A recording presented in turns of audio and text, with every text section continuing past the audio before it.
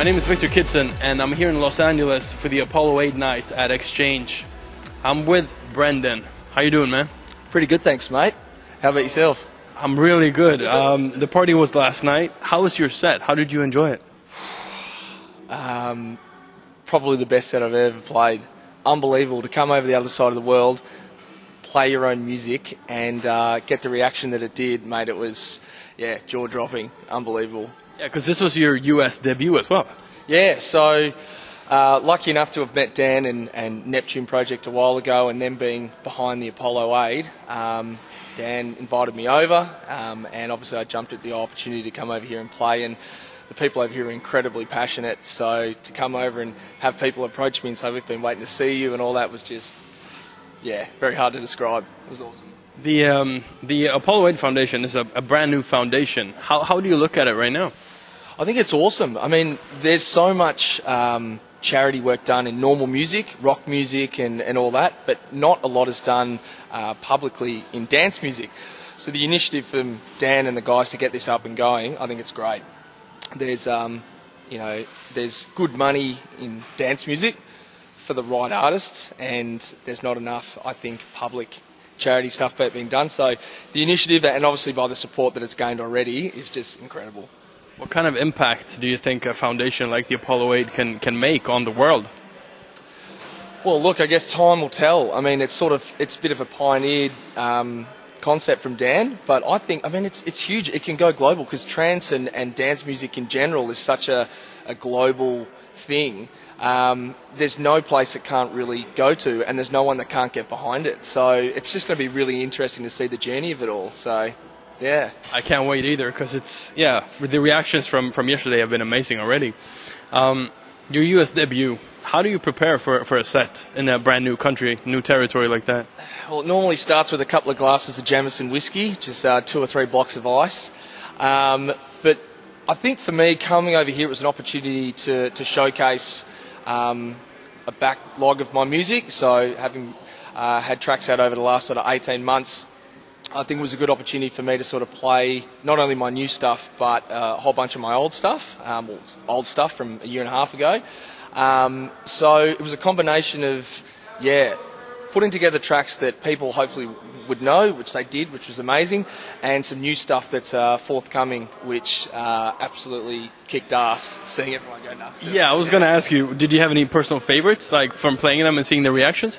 Yeah, look, I've just done a bit of a remix of a classic Thrill Seekers track. Can't give too much more information about it now, but I have to say there's a new one coming out on Future Sound of Egypt, and playing that just was incredible. The energy I always imagined it would have, I saw it in all its glory. It was just an incredible moment. It was so cool.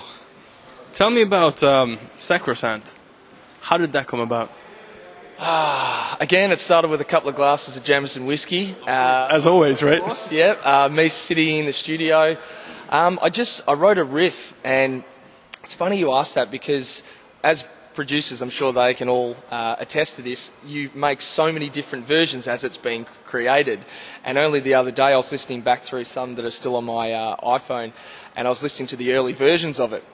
And right from the start, I had this riff that I just fell in love with, and it just progressed and progressed and progressed. And then the piano, which so many people talk about in it being their favourite part, was actually one of the last inclusions I did to the track. So I had the full breakdown and I had everything sorted, and then I wrote this piano part over it, and it just sort of came together. And we knew it was something pretty special when it was done. We had a couple of labels interested, but actually my manager ended up playing it sort of almost last minute to Rich Solarstone, and he was just like, I have to have it for this label. So I ended up signing it with Pure Trance, and it performed in terms of charts and people playing it like nothing I'd ever expected or dreamed of.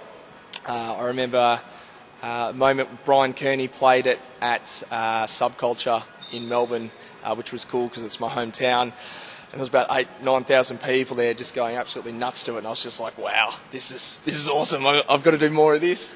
But it was also a mysterious track. right? Because it was kept on ID for I think 9 months, right? Yeah, well, that's sort of how it came about. I sent it to Dan, Neptune Project, and he was like, "This is awesome," and he started playing it in his sets. And it was so a couple of months of that happening was when we were sort of working out which label it was going to go to, and sort of just finishing it off, mastering it and doing a few things like that.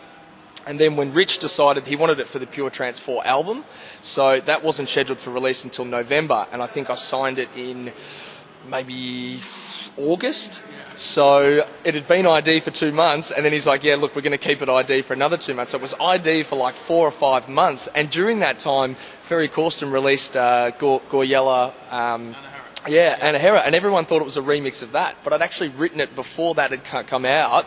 It was already being played before that had come out, so it was kind of cool that I was even being compared to that sort in the same league, right? Yeah, I was just like, this is unbelievable. But then when it came out, the reaction around it was just, mind-blowing. It was just humbling. It was so cool.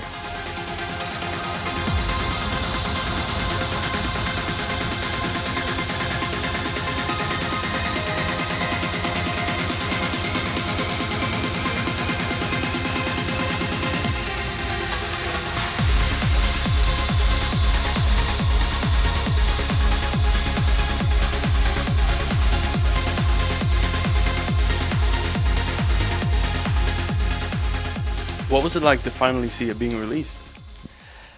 Well, after waiting so long for it to finally come out and seeing so many people talk about it for so long, it was amazing. I couldn't have predicted it to be as big as it was. I've got Neptune Project, Rich, a couple of other artists to thank for that, playing it as ID. And for Rich to put it on the Pure Trance 4 CD was, a bit of a dream of mine, so it was awesome, yeah. And like you said, it did really well, but did that create any pressure, like, on upcoming productions? Kind of. Like, I spoke to a couple of other artists about it afterwards, and like, "Oh, you're going to have to back it up now," and all that, and I guess it's motivating, because it makes you think, well, if I can get that to there, you sort of set yourself a bit of a benchmark, and I thought to myself, well, I've really got to try and lift on this. And every track's different, and, you can't always sort of produce bomb after bomb to a point, but you certainly try. And, I reckon the other ones after them were arguably good as well, but, not quite to the lofty heights of that just yet. We'll see how we go.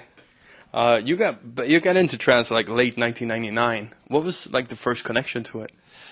The first connection ever was I was listening to a Metallica live set recorded on this local radio station in Australia, and after it finished, it went to this like local DJ playing, and he played DJ Sakin Braveheart, and it was the Lange mix. Most awesome track ever. The next thing you know, I had the Transnation CD, Ferry Corsten, Transnation opening with Robert Miles' Children and all that. Fell in love with that CD. Closely followed by the Slinky series, the Gatecrasher albums, all that. And just from there, I think it had the most classic sound. It was just so uplifting and had so many similarities to like rock music and that. So just with the chord progressions and the way the music was structured. So that was it. I was locked in from there. How did you go from how did you go from like being a listener to wanting to become a producer and produce your own music? Well, I've got a bit of a background in music, so I played drums when I was young for about 9 years. I was never really good at piano, and I was shithouse at violin at school. But I always had a bit of a thirst to know how it was made, because I guess when you get an emotive connection to music, it's kind of like what you do. You kind of want to know how it works behind the scenes. And so when I finished school, I went and did like a 1-year course at SAE College and just sort of learnt the dynamics of how production is done. And little did I know that still, years on, it'd be consuming my life in a good way. When I listen to your productions, I can actually still hear the classic influences. How important was that to you as a producer? Oh, paramount. I think growing up with, just because that era was my favourite era, it doesn't mean I haven't listened to everything intently up until this point. But to me, it just stood out as a time where the melodies and the feeling was at the forefront of the track. it wasn't about these big baseline drops and, sort of taking people on these, whirlwind journeys up and down and up and down and being forgettable, So many classics from that era are classics not because they've been around for 10, 15 years, but because the melodies are just beautiful and, they encapsulate people. So for me, I wanted to have my music still be relevant in terms of its sound, in terms of its sort of quality, but really try and build tracks that take people on a bit of a journey and remind them that that's where trance came from, and there's no reason why we shouldn't be still producing stuff like that now. I really like that as well, because you do actually have a classic feel, but also like a new touch to it. Yeah. We Rise Again was released 2016. Where does that name come from for that track? It's a bit of a tie-in to back when I got into the original tracks, the original trance tracks. We Rise Again, I guess, I like to have a bit of a theme or a bit of a story, a bit of an idea or feeling behind each track. Probably more than sort of most others do. I like to have sort of an idea behind it. And We Rise Again, when I was writing it, it felt so old school and it felt so classic that I wanted to sort of name it something that was a bit unique for all the trance classic fans. It's sort of like our turn to rise again, like the sound is coming back. It's certainly not dead, and let's take it to the forefront again. So when I was writing, I was just like, this one's for all you guys that have missed this sound for a while. So yeah. I know that you're keeping busy in the studio as well. What are you working on right now? I am working on a couple of collaborations, one with the Noble Six, one hopefully with Neptune Project. I've got a new track coming out on Pure Trance.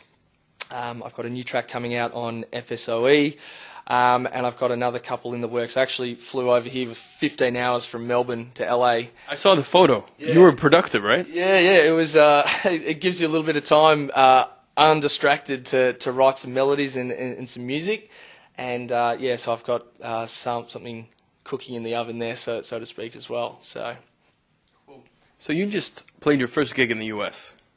How do you look at your career right now? Because it's kind of moving forward. How do you look at it yourself? It's all just sort of a whirlwind for me at the moment. Like it was only 18 months ago that I sent Stratos Galaxius over to Neptune Project just on a whim. I was listening to their tracks and I thought there was a bit of similarity between what I was doing and what they were doing, and little did I know it would catch on, and I'd formed such an amazing relationship with those guys. They've just been so instrumental for getting me to where I am today, and albeit very small in the scheme of things, in the scheme of the scene, it's an incredible place. It's an incredible feeling and place to be in, that I can come to the other side of the world and play new tracks that people have either heard in other artist sets or off my SoundCloud or whatever, and react to it. It's just, it's crazy. It makes all those long nights in the studio worth it, and makes all those, I guess, call it sacrifices, but it's not if you love it, not going out on weekends and stuff, to come out and experience that hour last night. It's just like, when can we do it again? I'm ready to go.